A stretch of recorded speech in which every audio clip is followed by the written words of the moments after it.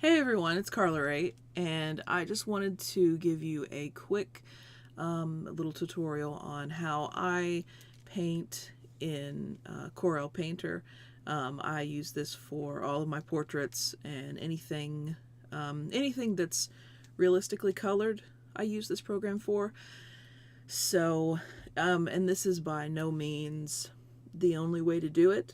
And I actually only use a limited amount of brushes. There's a ton of brushes in this program, so don't just use the ones that I'm going to show you. These are just my personal preferences, but go in and play around with all the brushes. But the ones that I primarily use are in the acrylics palette up here.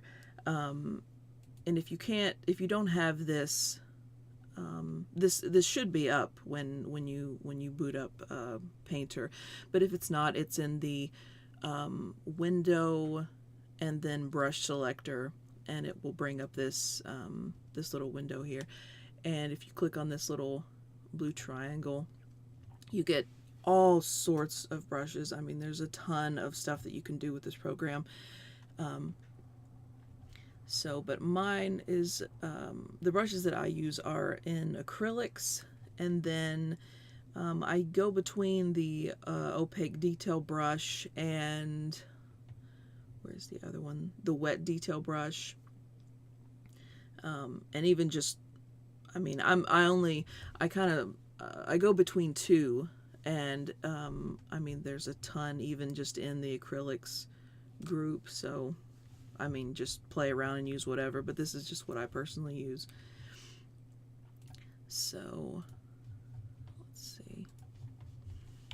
Oh, and also, when we get to the blending step, you just go here again and go into blenders, and I use the just add water. Sorry, I'm still a little sick, so you'll have to excuse me for that. But to just add water, I don't actually think I use anything else besides that. No, okay. And then over here in these groups, I have the sketching brush, which I believe is, yeah, it's in pencils, and the real 2B pencil. These are really good for sketching, actually, all of these, but this is just the one that I prefer.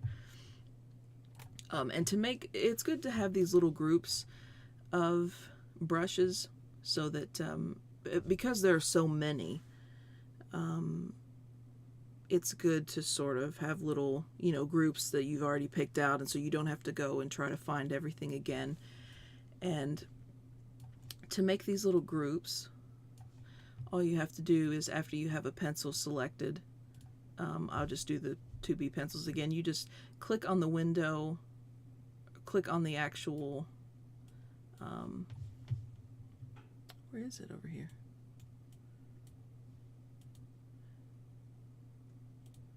Sorry, I've had to, Painter is a little weird to video capture.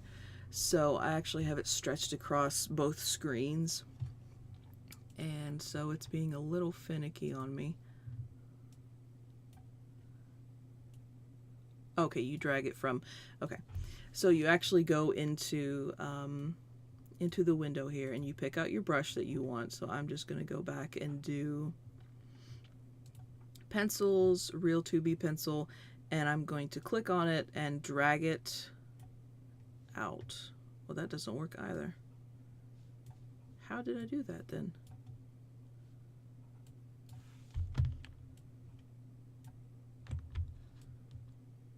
Okay, I'm a liar. You have to press shift. You have to press shift and then bring it out, and it makes this little custom window, and you can name it, whatever you want to.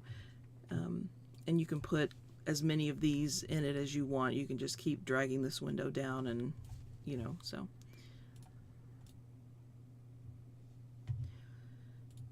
Okay, so as far as the colors, let's go over here.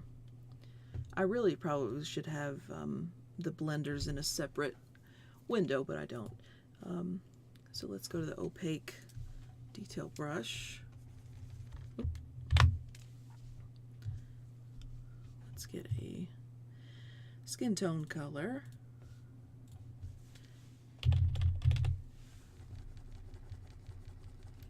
So, and it's also good that, well, for me personally, it's hard on my eyes to paint on a solid white background.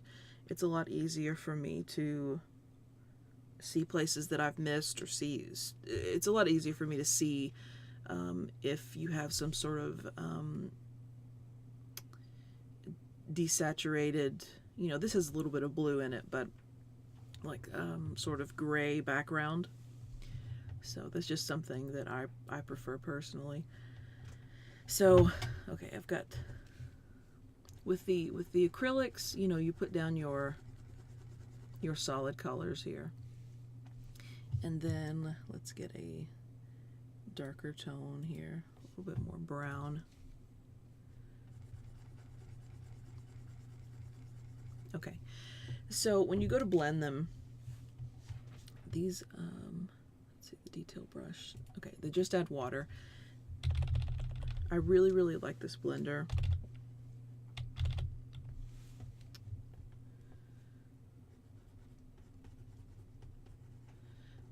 Because it is, depending on the pressure that you use, let me zoom in here, you can have a hard line, and then you can go back really, really easily and just blend it in, and it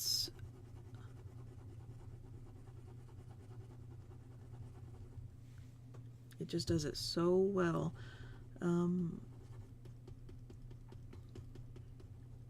And it's different. It has a different feel than other blenders like the Photoshop, like the smudge tool and things. So it might take you, it takes a little while just to get used to how to, how to use the tool.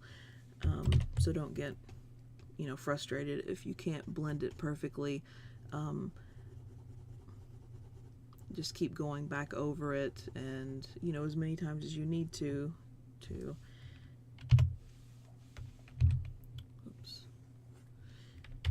get it correct, or the way that you want it. So I just wanted to maybe lay some color down here and show you how it works with different, actually in practice. So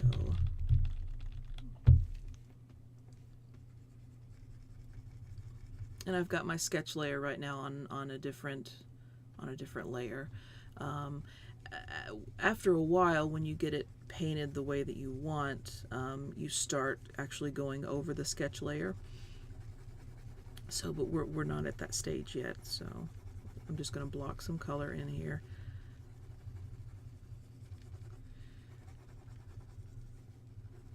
So let's see, and I'm also going to make sort of a palette of colors here. I want something a little more red, and let's get some darker one in there.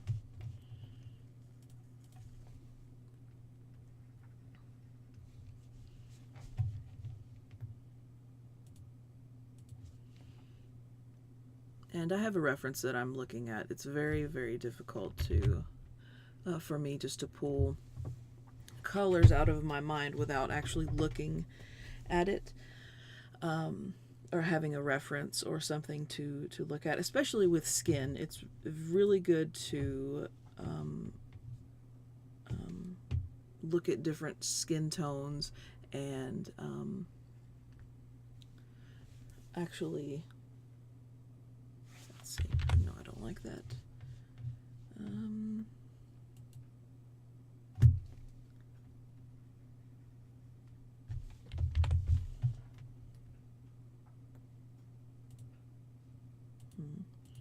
It's skin tones have all sorts of colors in them, which this is sort of, I'm sort of just pulling out flat colors here, but usually in a picture, skin tones will have greens and purples and, you know, all sorts of stuff, but I'm just sort of eyeballing, you know, what colors I see. So, okay, let's take some of that.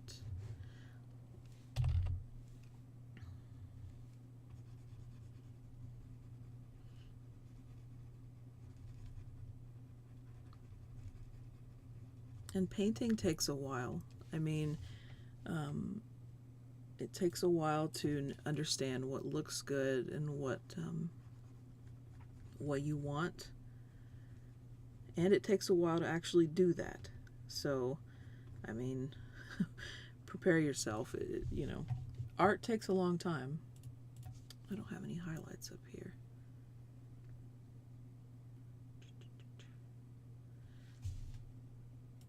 I kind of want something lighter than that.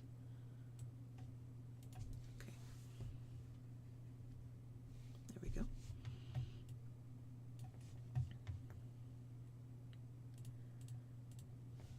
Let's do that one.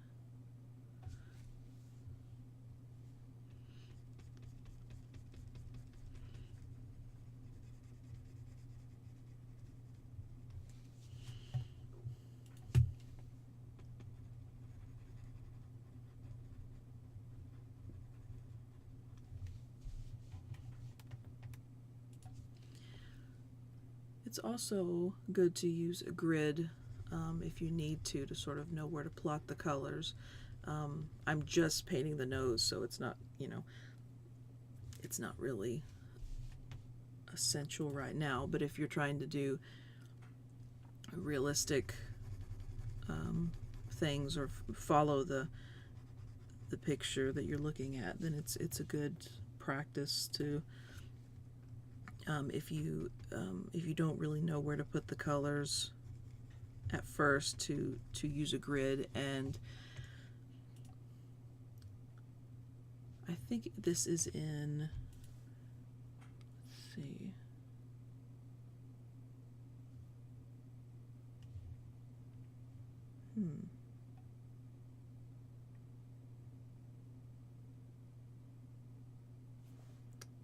layout grid.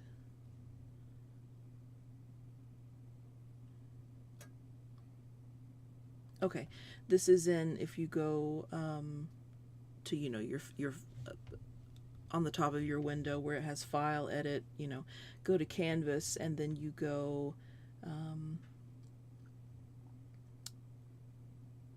down. You'll have different grid options, and it'll be one of these. Yeah, it's in compositions, and then show layout grid, and then you should get this this window, and you can change the grid options. Let's go down here to one of these, you know, so you can sort of see where to put everything, but I'm not going to mess with that right now.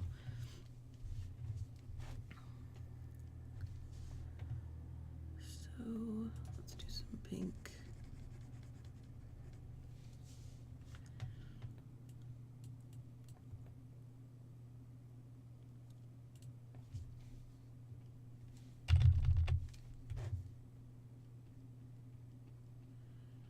Oh, and it will help a lot to learn what the shortcuts are, like to lower and or not to lower, to shrink and to grow the brush. It's the brackets on your keyboard, the two brackets to the right of the P key. So that will shrink or enlarge your brush.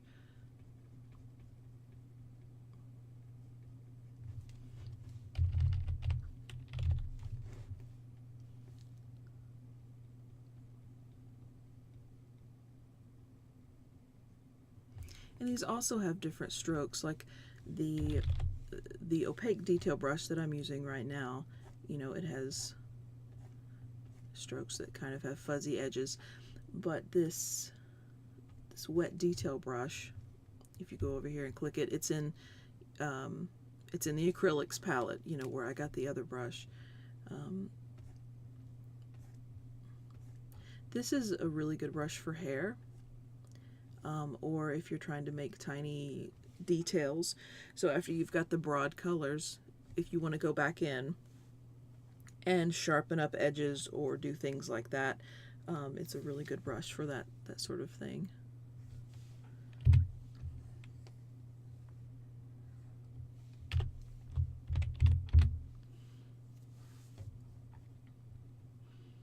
Oh, and if you click any tool over here, like if you click the eyedrop tool, where is it? There it is. Okay. If you want, you know, like I want to use this color again, I just click on it. To get back to your brush, you just press B, B for brush. So let's see. Let's go back to my main here.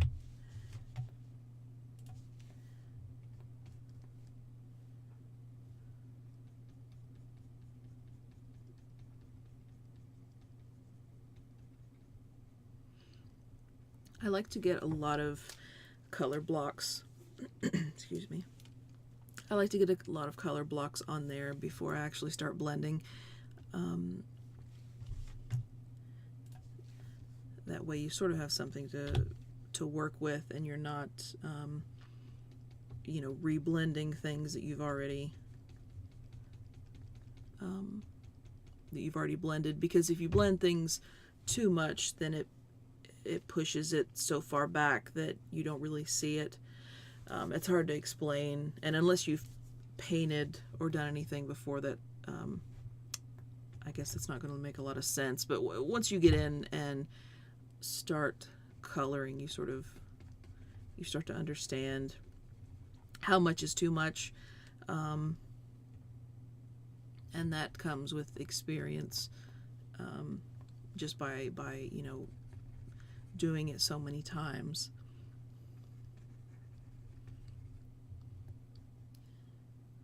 Let's see.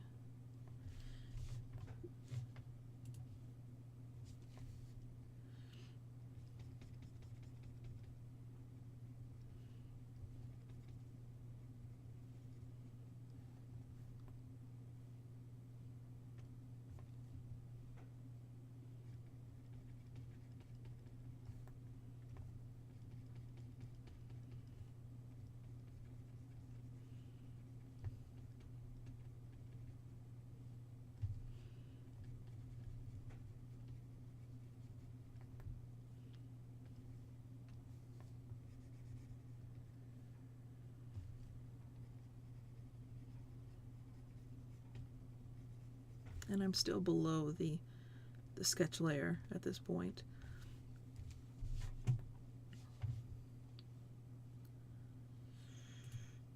I want this one, but I kind of want it.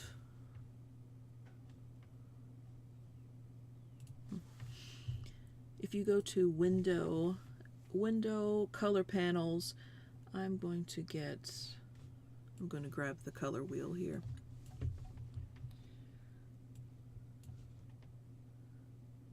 Kind of want it that.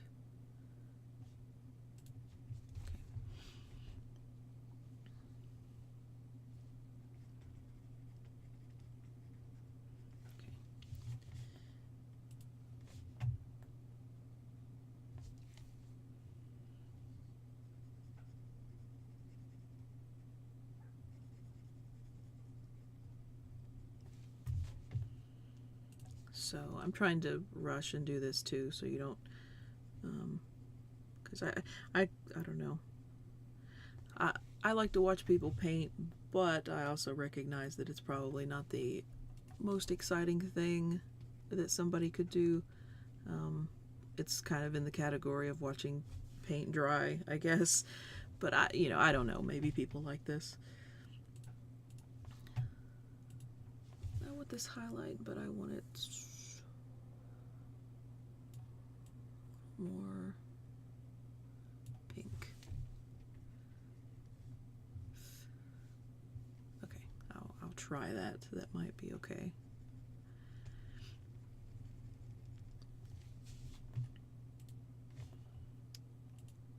Let's get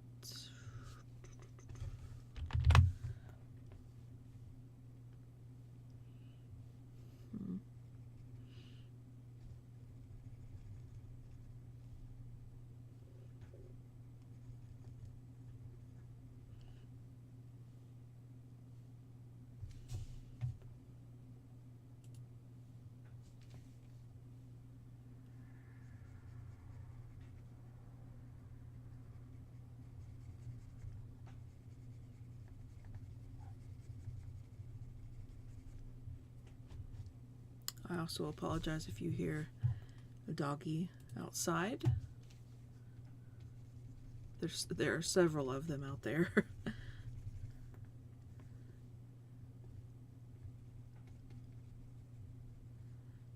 Okay, so I think that's enough to maybe start blending. So let's get this, just add water blender. It's in the, the blenders category up here. Blenders, and then just add water. So let's see. Okay.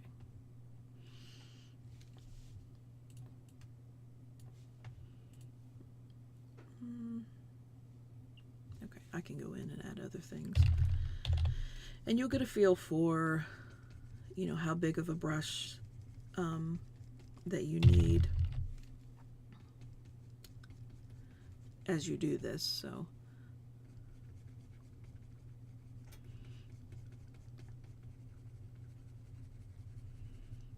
the thing about highlights too is that you'll probably need to go in and add highlights after you've blended things, because you can see that it's sort of you sort of lose the sharpness of a highlight when you blend it. So but this is not a one-step process. Like this is just the very beginning of something that you would be doing this, the laying down of the color and going back and blending it like several times. That's how you get that, that realistic sort of look. It's work, and you have to go in and you have to do it over and over again.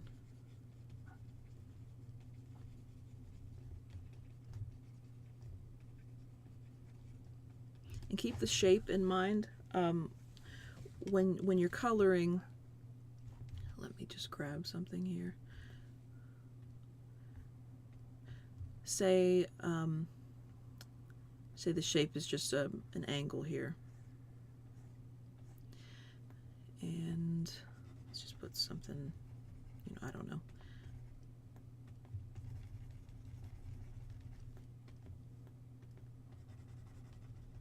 Okay. When you go to blend it, it's like the top of an ear or something, I don't know. So when you go to blend something, you need to keep the shape in mind, and this is where a reference would be good, because there are rules for I'm about to tell you, but there's also times when you break them. Like when you have different shapes, like the shape of an ear. That's kind of why I hate ears, because they have so many different shapes going on. But when you go to blend, you want to blend in the direction of whatever it is your color. Like you want to go in an arc. You don't want to be blending sideways like that, unless the shape calls for it. Like I said, the ear sort of has different layers in it, and sometimes you do have something that sticks out and it doesn't curve.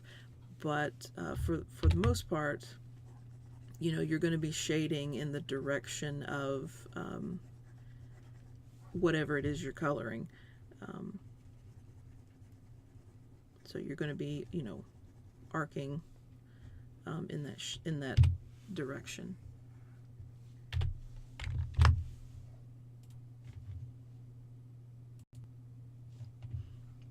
Okay, so let me grab the blender again, and let's go back in and continue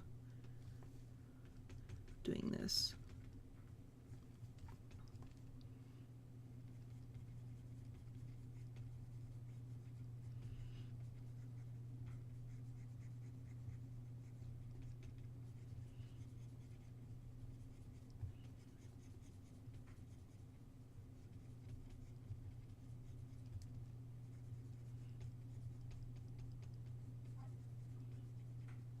You know, and you're going to have to, you know, blend and then adjust and then blend and then adjust. That's just how, you know, that's just how this kind of thing works.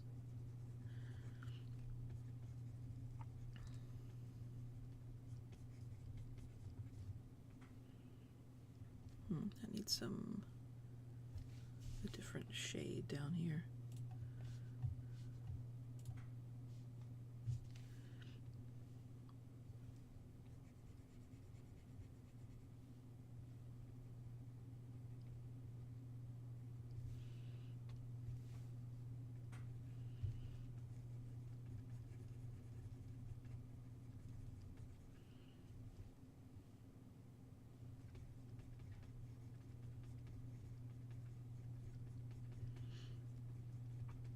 And I actually like to, when you're going towards an edge, it's better to, if it's a convex shape, like if it's a like the bump on the nose here, it's better to push the color outwards as you color, like to actually take from here and push the color towards the edge, than to start at the edge and push the color inwards, because that can make it seem not as pushed out, I guess. It makes it seem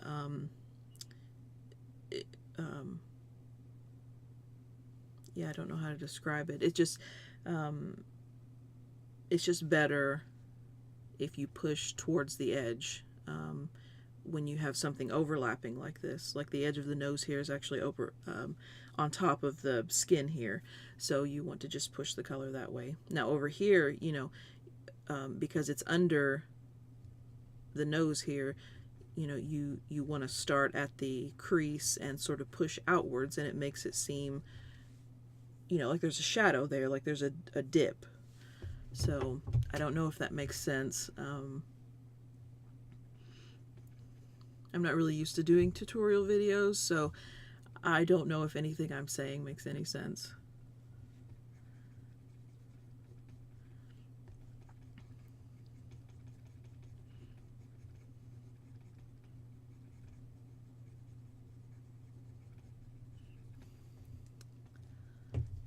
So again, just just don't judge me on this nose. Just I'm trying to hurry here too.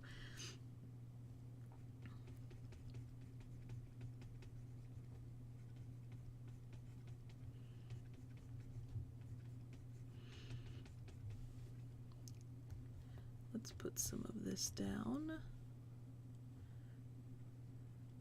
here.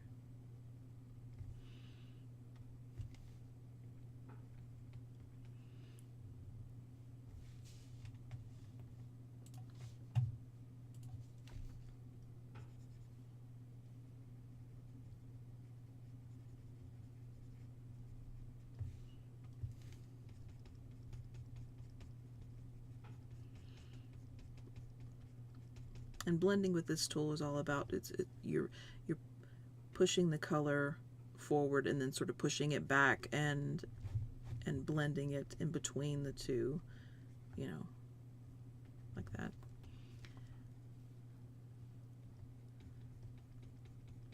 You can take and spread color, you know, like this white actually, I actually kind of want it somewhat over here. So you can take and push it to where you need it.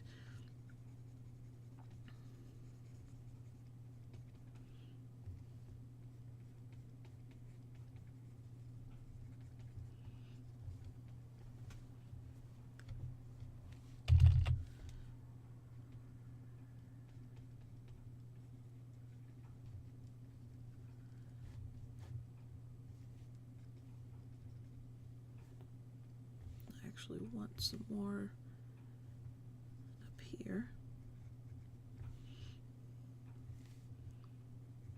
And when you go back and do like sharp highlights like that, you don't want to completely blend it into the background because you'll lose, if you look at a picture, you know, you have sharp, there are blended highlights and shadows, and then there are actually sharp, you know, highlights and shadows, and you don't want to blend that completely into the background because you'll lose the sharpness of it. Kind of want a sharp.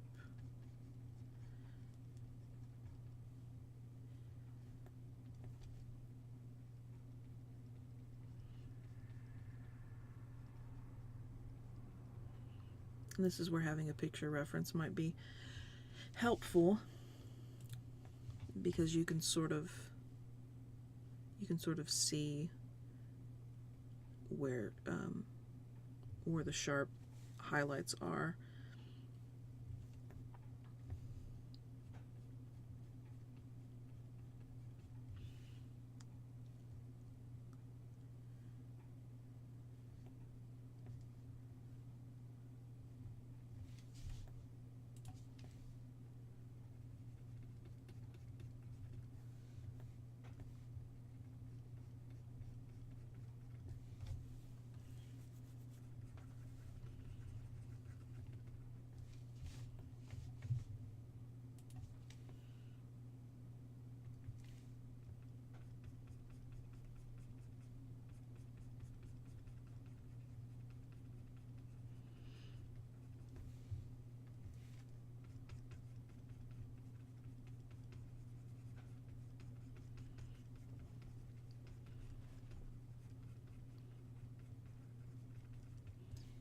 Okay, let's take the sketch layer away and see what we've got.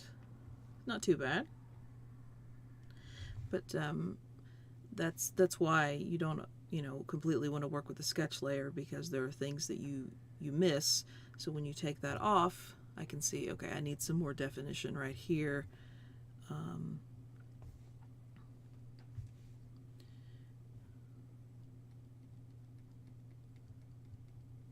Not too much, just a little bit. And right here, something weird happened there. Something weird happened there too. So, and I've been working on one layer. You can do separate layers if you want to, but after a while you sort of realize when you're painting, for me it's actually easier to just do it in one or two layers, especially when you blend in Painter. You want to do one layer. If that means you need to copy, you need to duplicate your layer in order to, if you want to try something, you know, and you don't know if it's going to work, just go ahead and just duplicate the layer and try it, and then, you know, and then see, you can always go back to your, you know, your saved layer. But so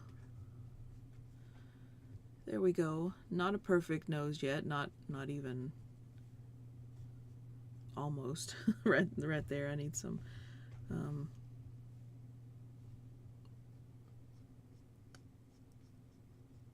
that's a little bit better, but that's basically how you do it. And then you just do those steps over and over and over again until you get something that you like. So and again, this is by no means the only way to do it. This is just how I've found that's easiest for me, and the tools that I like using the best. So I guess that's it. I hope this has helped somebody, and I will see you guys later. Bye.